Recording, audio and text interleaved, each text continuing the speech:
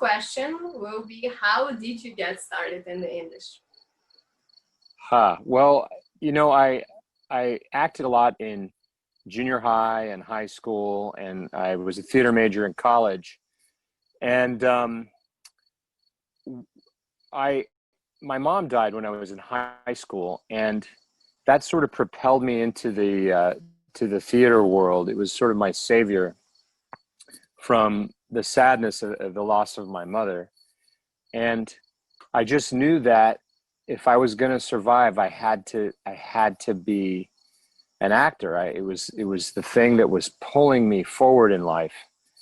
And so I ended up taking a year off after college, and I moved to London, and I auditioned for a bunch of theater schools in London, none of which gave me a spot in their program. I came close a few times. Yeah. And then I came back to the States, and I ended up going to the University of Wisconsin-Milwaukee, where I got my master's degree. And we did a showcase in New York City.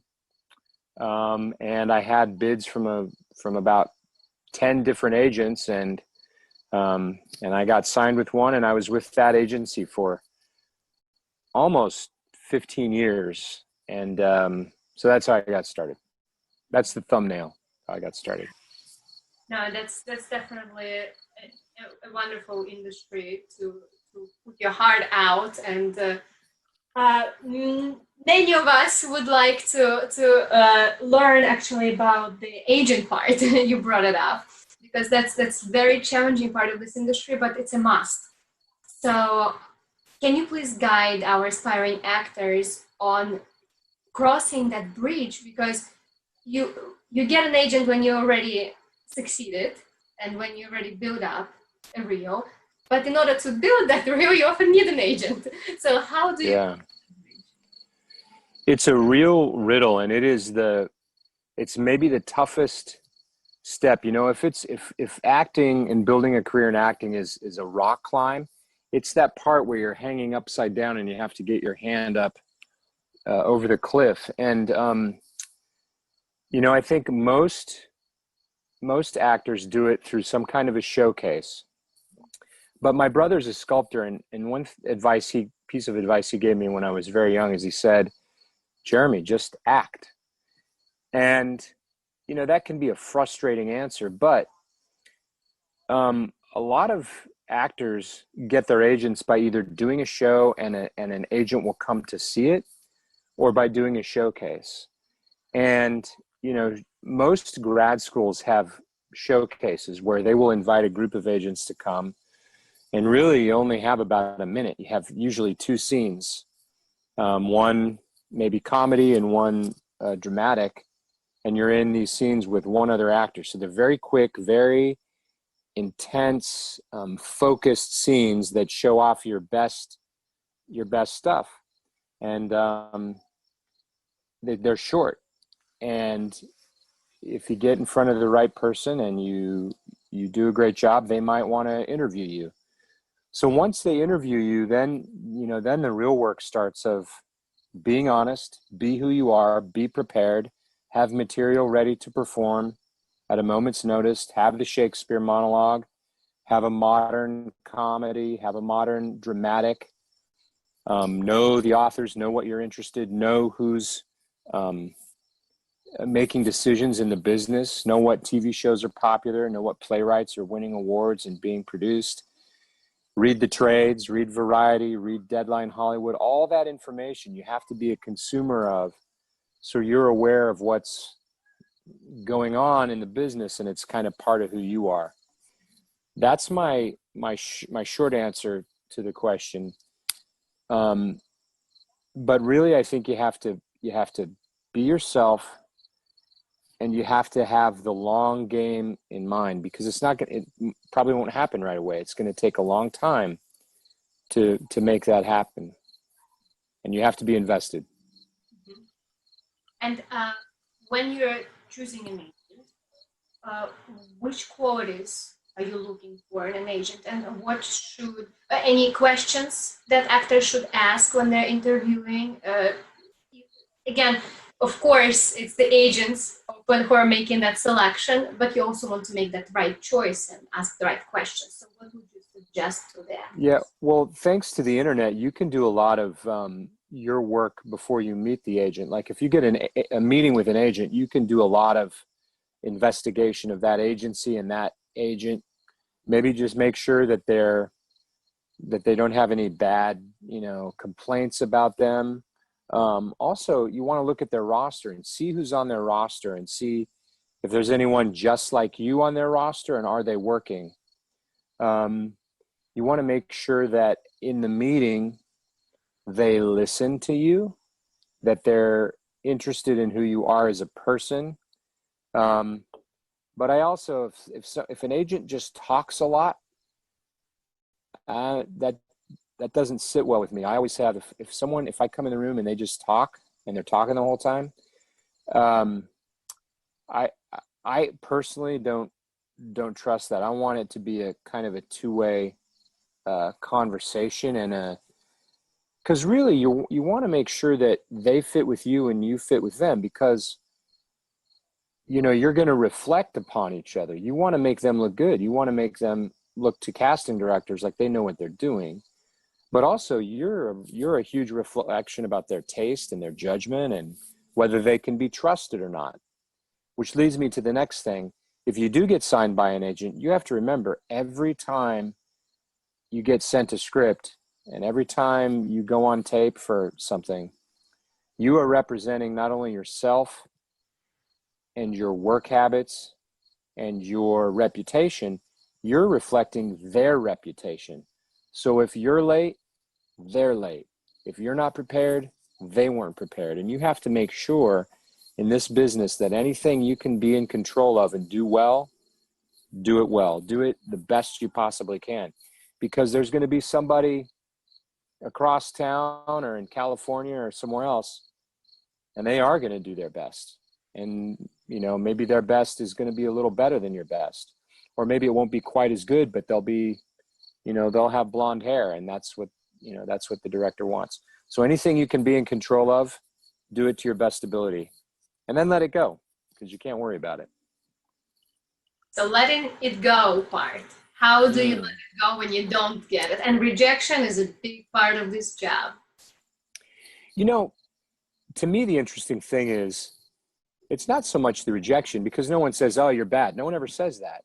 You just don't hear anything, right? Mm-hmm. So it's not even really rejection. It's unknowing. Mm-hmm. So I think it's really important to have your own directive, your own thing that you're searching for, your own projects that you're interested in pursuing. Also, it's good to just be involved in the world and have interesting books that you're reading and good friends that you can spend time with and be with. And it's also really useful to be helpful to people. Being helpful to someone is sometimes the best medicine for yourself. And we're living through an unprecedentedly difficult time in American history, maybe the most difficult since the Civil War. I mean, in many ways, it's worse than World War II. And so to be useful to other people is I think, for an actor, not only can you learn a lot about yourself and other people, but it keeps your energy moving forward. Looking back is not useful for an actor at all. That's very moving, and that's a really wonderful approach to this career. Now, audition room. How do you do your best for the audition room, and how do you make yourself stand out? Well, I start in the morning. Even if I'm self-taping at home, I start in the morning. And I start by, I start thinking about it when I take my shower, when I'm brushing my teeth. I already am thinking about that audition and how I want to walk in front of the camera. And, you got to do the work. You got to stay up a little later the night before and know the thoughts, know the words, know how to use the words, know what the acting beats are, know how to throw it all away. And then as you proceed up into the moment where you're at, if you have to go to an audition, if you're not self-taping, which I don't know when we'll get back to that, but we're not there right now. I think it's like being a professional athlete. You really have to condition your body to perform well under stress, because I don't care who you are, there's going to be stress inside that room, and you can harness it and use it to your advantage. So I just really think preparation, using your breath, knowing how big your amplitude needs to be, thinking about how quickly you need to think, because usually characters think more quickly than we actually do. And film kind of slows down your perception. If you're watching someone speak and you were the person speaking, you realize, oh, I was talking really slowly. So the pace is really important. That's a technical thing, but I think it's often not spoken about, but it's pretty important.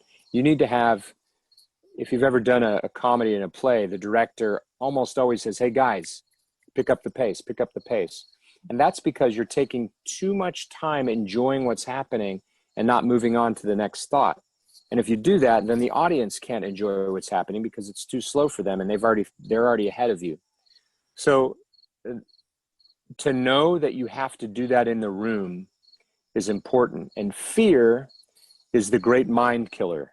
And so you have to kind of surmount that fear and be able to think through it and decide through it and breathe through it. And I think rehearsing is really important. If you can get in front of a camera and rehearse your audition, even if it's just an iPhone in your room, do it. You'll always learn something and it cannot hurt you. The other thing is to know that you're not auditioning for the part that you're auditioning for.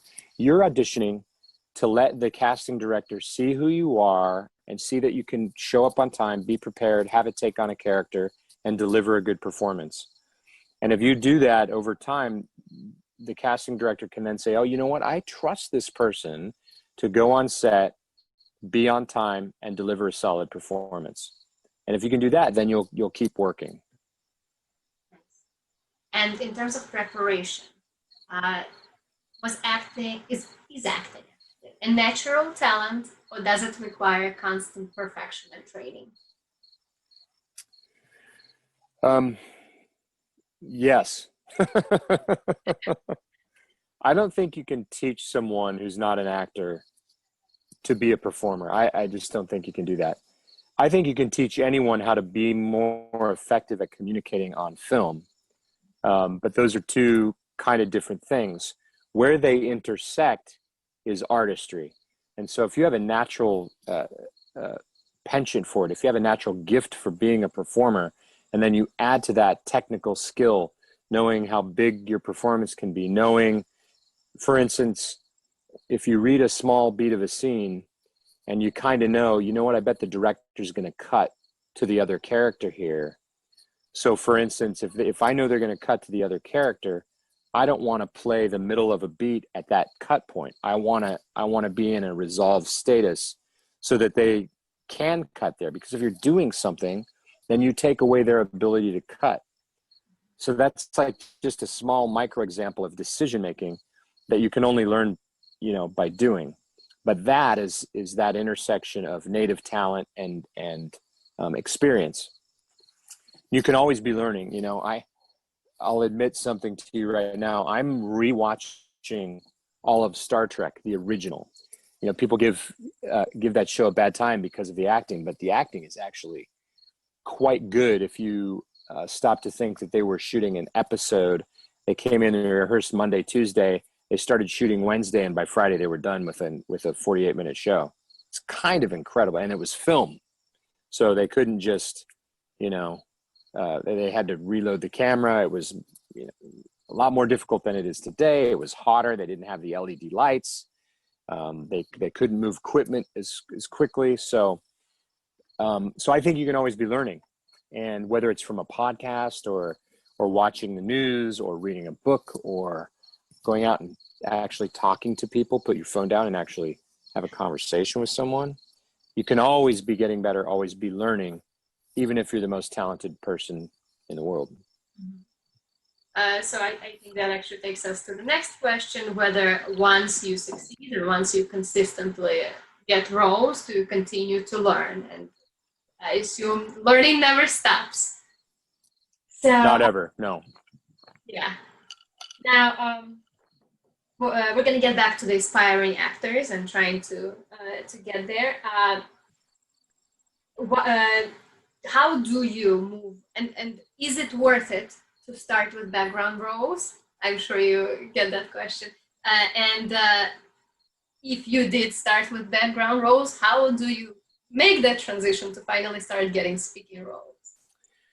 Well, first of all, background acting is really, really hard. And people that aren't in the business, they don't get how specific and how difficult and how important it is. Because if you don't have background, the scene suddenly falls flat and there's no truth or reality to it. If you look at any great show, The West Wing, House of Cards, any show that's like a classic, watch the background actors. They know what they're doing. They are having conversations that look real, and people don't even realize they're not making any sound because they have to be absolutely quiet. And people don't realize that they had to do that again and again and again and again, probably for 20 takes. So it's a very difficult job, and you can learn a lot.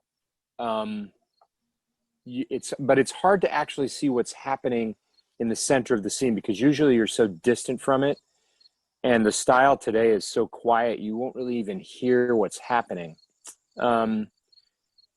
It's a way to make a decent amount of money and get health insurance. I don't really know how you translate it into a first team situation. That's not how I did it, so I don't really know. But I do know this: if you're known as a background actor in a given casting office or a given city, it is difficult to then rebrand yourself as a first team person. So I would say if you're going to do that, you have to give up background acting and make that an intentional choice for yourself. As an intentional choice, it requires a lot of auditions to go to. Is it possible to maintain a job and a lot of auditions as a full-time thing? Yeah, that's the question, right? How do you make a living while you're auditioning? Because you never know, the audition could be it. You're growing up the ladder. Of course, it's just that stage that's the true challenge. Yeah, I hustled in New York City for a long, long time. Sleeping 4 hours a night, and there's no advice about that. You just have to know that it's going to happen and find a way. Find a job where you can work from home on your own hours. Be frugal.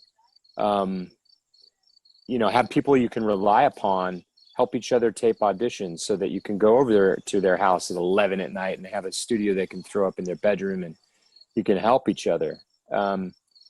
Have allies, have friends that maybe start a business with somebody where you can pull the weight for each other while you're, making your way.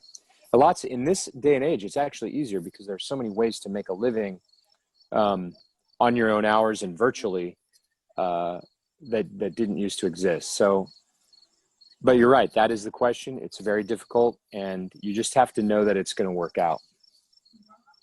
Yeah, definitely sleepless nights. Yeah. Yeah, indeed. There's going to be that. For sure. Now, did you already move? You said you worked in New York for some time. Did you go there already with a ready reel, with a completed, ready-to-go reel to show? Well, I went to graduate school in Milwaukee, Wisconsin, and I already had an agent. Before I moved to New York, I had an agent. So But there are tons of classes, and there are ways to meet agents once you move to the city. You can do showcases. There are a number of different acting schools that have, meet the agent nights. And so it's definitely possible to do that, meet their assistant. But you have to do the work. You have to be in shows and get people to come see what you do, and you have to work hard at it and be good at it. And how do you get from just building up your reel, maybe some student films and some small independent productions, to suddenly that jump to union roles? I think build up trust with the casting directors. Know who they are, know who's casting, know what they're casting, know what you're right for. Don't try to get in a door that's not built for you. That said, if you really believe in something, don't listen to people who say no. So that's two different kind of opposing pieces of advice, but I think they're both true. You really have to know what type you are and what, where you fit in, and where you fit in the style that's happening right now in film and TV, which it's in a really exciting time that, we're seeing so many different kinds of types as leads in shows, which is really exciting. It's a breath of fresh air. And I think that opens up the world for everybody. But I think building trust with the casting director and knowing yourself and what you could be good at is key to that. So if you are being typecast, do you suggest just sticking to it, or trying to prove that you're capable of many different roles? I had an acting teacher once told me, I said, I'm having trouble figuring this character out. And she said, Jeremy, they're all in all of us, meaning every character you've ever read is somewhere in you, right? You have a version of that person in you. But I don't think it makes any sense to really fight against the world. I think it's a losing proposition. And I think you can kind of do both. You can embrace what other people see in you and investigate it. You can also investigate the part of yourself that you think other people don't see. I think both things really are possible. But I would not waste any time arguing with people about it, because that's a losing argument no matter what. Now back to education. You went for your bachelor's and your MFA. Do you feel that they helped you with your career today? Absolutely, yes. I mean, I used to just be a theater actor. I hadn't done much film or TV, and I did that for a long time. And I wouldn't have had the stamina or the technical skill to perform, classic works, to have the, to be able to deliver 2 lines of Shakespeare without taking a breath, technical things like that I would not have been able to do without great voice training. And, you can't learn a 10-minute sword fight unless you've been trained how to use a broadsword or an epee or whatever. And you can't fall down 9 times a week without hurting yourself unless you've taken a little stage combat. So in that way, the master's training that I have was the only way I could have survived or even gotten in the door. That said, once I started moving to film and TV, I had no idea what I was doing. I mean, if I look at stuff that I did when like soap operas that I used to do, I don't know how to cover my eyes because it was too big and it was not filmic at all. So they're two different, it's the same profession, but it's two different mindsets you have to have. So I'm not certain how much the MFA helped me in the film and TV world. Certainly in terms of text analysis and building a character and all those choices. But I don't know in terms of actually delivering a performance that's good on TV. I'm not sure about that. You mentioned stage combat. How does it actually work in terms of stunt work? is it required for an actor to have a stunt double, or can you just choose which you prefer to perform and which ones you don't? Usually, the insurance companies will never let the lead actor, even a supporting actor, do a stunt. You know, sometimes you can say, hey, you know, I really can do that, and they'll let you fall down, they'll let you simulate a punch. But if it's to do with a vehicle at all, or a firearm, they have to really vet you first to make sure you know what you're doing. Or they won't let you. It's not up to you. And it's not up to you anyway. It's up to, because they've had, before you ever even arrive, the production team has already had meetings, and they've had budget meetings, and, you know, their insurer has already said what is and is not allowed. So really it's not even in your hands. But it's good to know, you know, what you feel comfortable doing. So if they ask, like, I was getting on a plane to go down to do Mr. Robot, and I got a call from the producer, and they said, hey, do you have a driver's license? And I said, yeah, I have a driver's license. I said, okay, do you feel comfortable driving, you know, while we're filming? I'm like, yeah. And so we shot a whole scene where I was driving on New York City streets, you know, with an actor, and it was a 2-shot piece. No, it was a 1-shot piece, but we did it twice with the camera in different places. So, but I felt comfortable doing that. And you need to know when to say, you know what, I really don't, they're not going to fire you if you're not comfortable doing that. They'll just do it a different way. So you need to know your own limits and be honest about them. And is it same about body doubles for anything else, whether it's nude scenes, whether it's kissing scenes, whether it's just walking from, you know, shooting from the back and the actor just doesn't want to be there for the, you know, that short scene?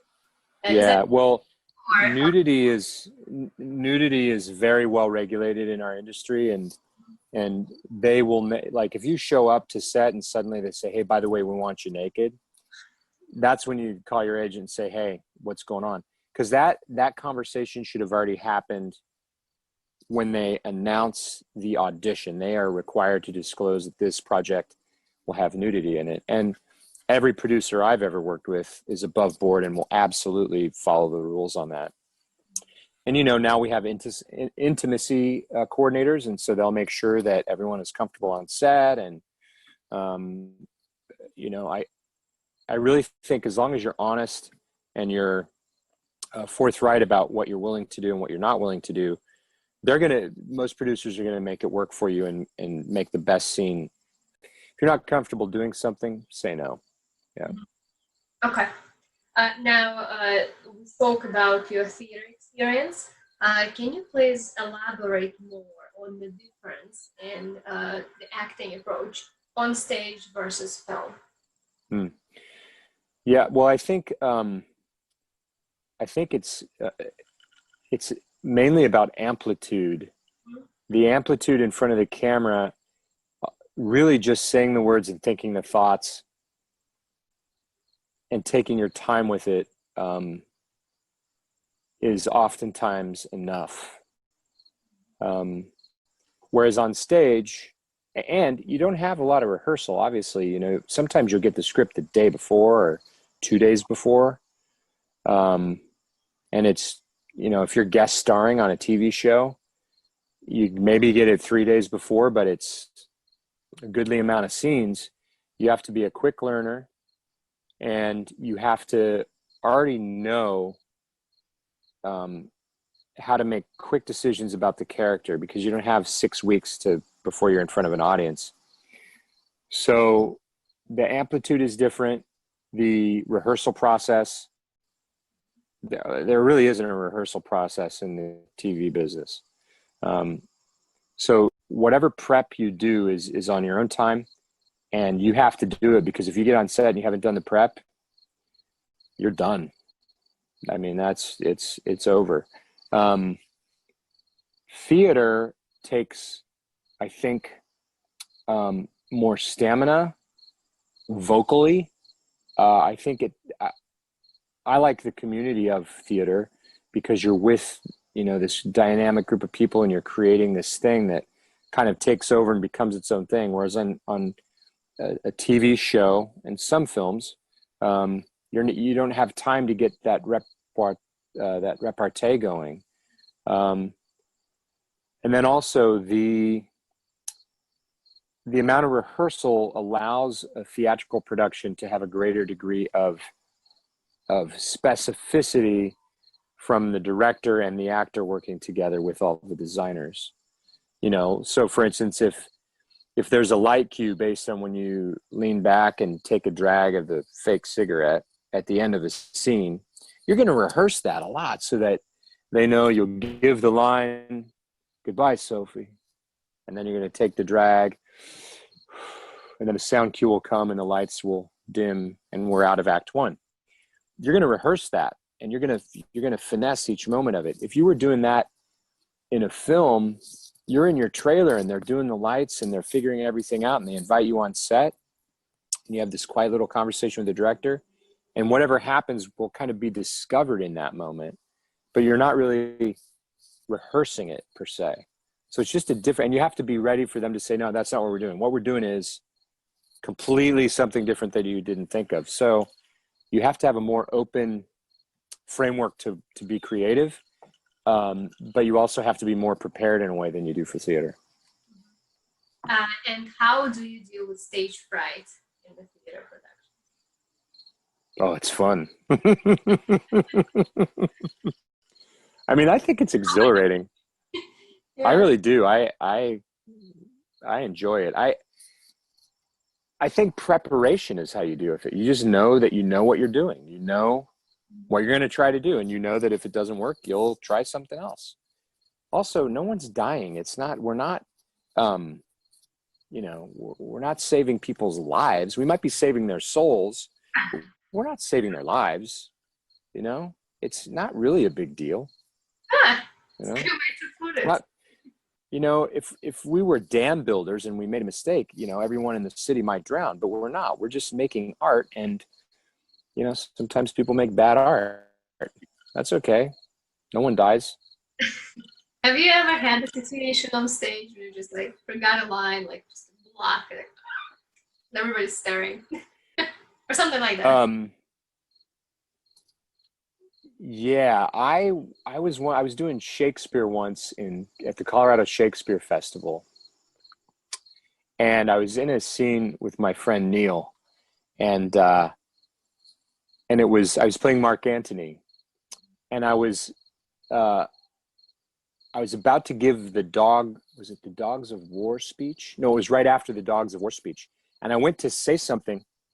And I don't know what happened. My throat closed up, like way down here, just closed. And I couldn't get air in or out for like 2 seconds. And I looked at my friend Neil, and he just gave me a wry smile, and I was able to come out of it. But that's happened a few times. It happens to everybody. No big deal. Terrifying. Yeah. But I guess it's fun to remember afterwards. Yeah. It's fun for your friends. Yeah, to remind you about. Story afterwards. Yeah. So now here is a question about resume. What are some ways to put together a winning resume in terms of both format and content? Well, you know, I think you have to know what your goal is first of all. You know, if you want to be a theater actor, then obviously, you know, summer stock to regional to Broadway. So you would just layer those on top of each other, starting with the summer stock, lots of summer stock, into a regional, go back to that same theater, maybe play a bigger role, and just keep layering that. And then, you know, if you do it enough, you know, it's the whole 10,000 hours Malcolm Gladwell thing. You'll be ready for the Great White Way. In terms of film and TV, it's a little different, because if you're the right person and you look the right way, you know, it could be your first audition and you could hit it. That's why I think the long view is really important, because you have to be ready to sustain yourself if that doesn't happen. But it goes back to that, getting the casting director by your consistency. Consistency breeds credibility. And it's all about that trust. You have to be good to your word, and show up. Now, a question from aspiring directors. What is the key for a successful collaboration with actors, and what are some mistakes to avoid when working with actors? I think to be a great director, you have to have big ears and a small mouth. And what I mean by that is you have to be really perceptive and analyze what's happening. Well, first of all, you have to be a general, because if you're a director, really what you're doing is you're organizing the lighting crew, the grips, the cinematographer, the producer who's like, hey, we got to get the scene done. I don't have another, 10 grand to stay late tonight. And so you're doing all that stuff, but also you're talking to the actors. So the biggest thing is cast people you trust. That's one big thing. Cast people who are, the less ego people have, the better they're going to be on set with everybody else. And then just have big ears and a small mouth. In other words, don't go up to an actor right before a scene and start talking a lot. The best notes I'm ever given are usually 2 words, I was on House of Cards, and one of the great directors, Alex Sakharov, he said, maybe glance. That's all he said before a scene, maybe glance. And what he meant was there's a beat in there that I was missing. I was totally missing a beat. And when I listened to what he said, and then when I did the scene, I was like, oh, this is where he wants that glance. And so I just glanced. And he used that exact take. And he was right. So he just needed one little, maybe 2 words. Those are always the best directors, because they know if they've planned their day right and they plan their schedule right, they'll have enough takes to get what they want, and they can use little words here and there to shape the performance. Yeah. And what about actors who, under 5 or, a smaller role? How can they make themselves remember that next time that director is putting together a film, they're thinking, oh, that specific actor? How do you make yourself stand out? Right. I think you have to understand, if you're an under 5, what the what service you're fulfilling in the scene. So let's say you're a receptionist, and your line is, Mr. Brown will see you now. That's your line.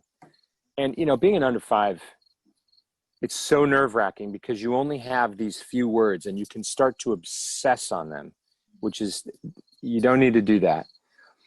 What can really set you apart is your business.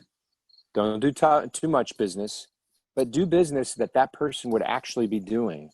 It's okay to say, hey, can I have a notebook? Or use the notebook, ask the props person, hey, may I open this notebook? Because it might be set decoration, or it might be props. Make sure it's a props notebook and not a set decoration. But if you ascertain, yes, this is a prop, I may touch it, do something that person would do, and make sure you can repeat it at the same exact point every time, so that when they're cutting it, they don't have to cut you out because you did it on a different word each time, right? So that's a technical thing as an under 5 that you can do that will help lend authenticity to the scene. Be prepared.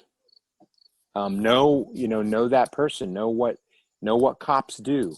Know what bus drivers do, and then just bring yourself to it. It's not an easy job. It's a high stress job. You come in, you have 2 or 3 lines. Stars come in. Some of them are nice. Some of them aren't.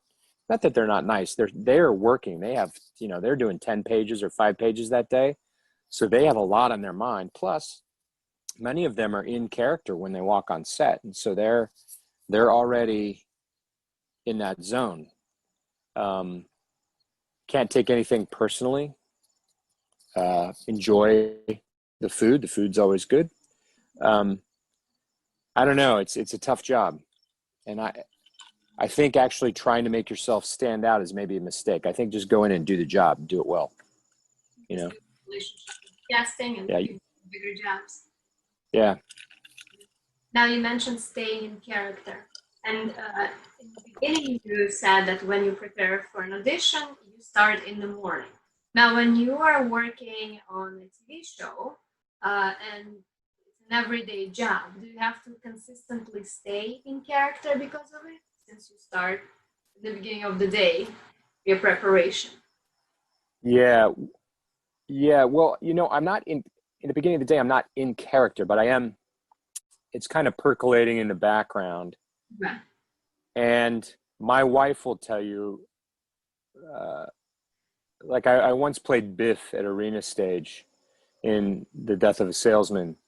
And she did not like, we lived in DC during the production of the show. And she did not enjoy that process because she had to wake me up at night because I'd have nightmares and I was not really super pleasant to be around. Sort of after like noon, I was not, present. I was already kind of in the Biff mode. But that's a different case because that's a play and you're doing it 9 times a week and it's super intense. So I think for each role you're playing, it's like a new game. There's a different set of rules that apply that you have to, as an actor, you have to figure out. And then if you have a family, you also have to figure out how those rules can also leave room for me to be a dad, a husband, and a friend, because they all have to coexist somehow together. So I have things I do. My wife knows that if it's a certain kind of role, like she'll just see me, oh, you're gone now. I'm being in the same room with her, but she say, oh, you're going to be gone for a while. I'll be like, yeah, I'll be back later. Or sometimes she'll say, who are you talking? Who are you? Who are you talking to? What character are you doing right now? So it depends. When I was doing House of Cards, I would kind of start thinking about Green, when I got on the plane to go down to Baltimore, and I'd let him go, but I was ready to call him up at any moment, just in case. Interesting.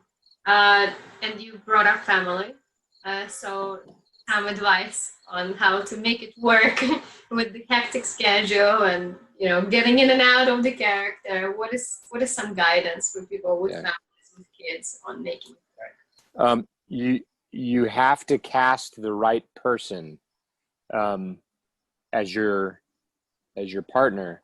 You have to have someone who understands the business, who you love, who loves you, who's incredibly understanding.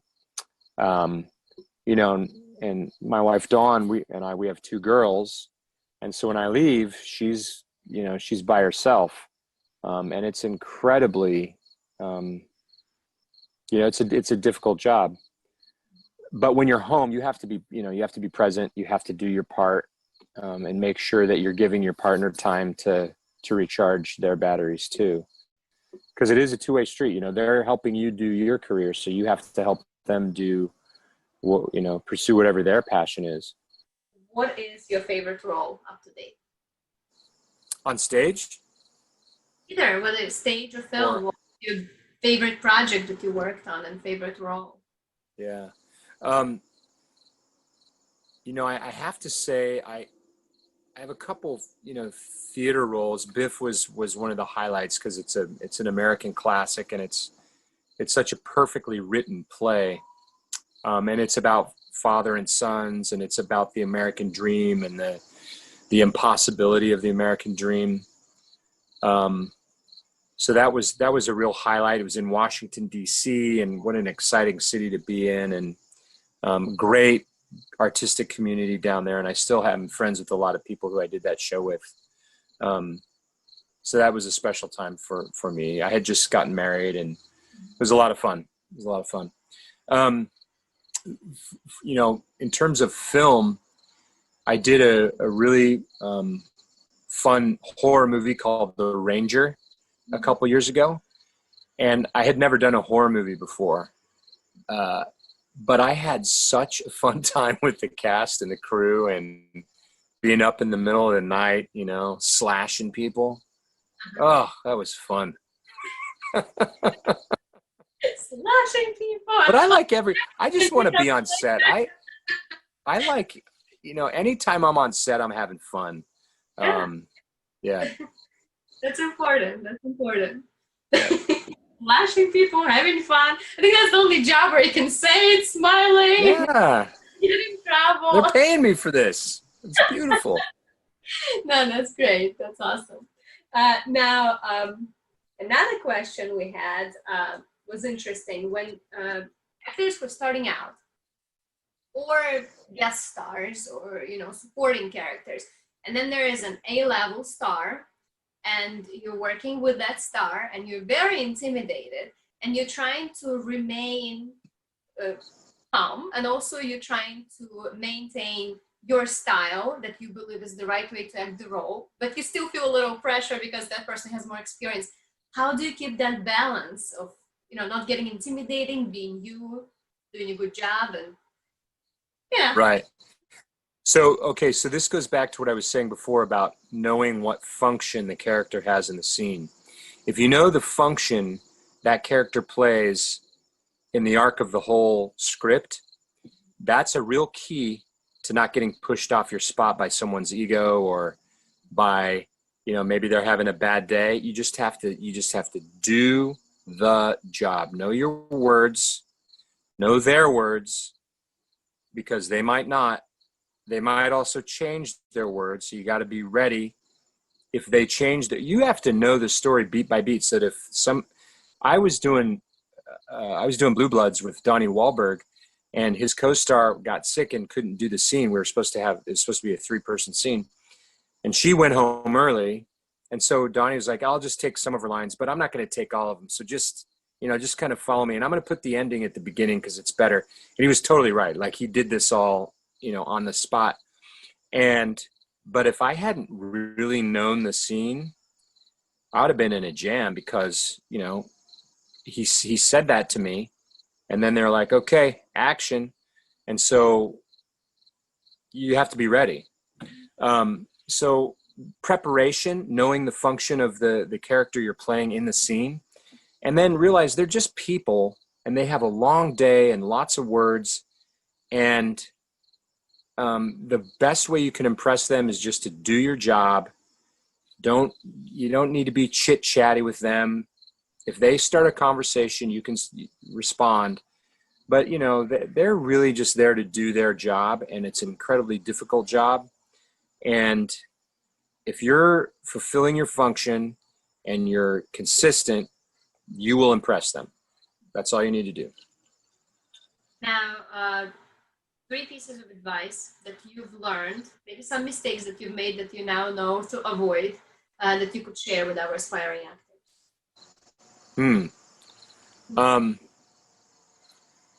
Your own artistic take is way less important than you think it is.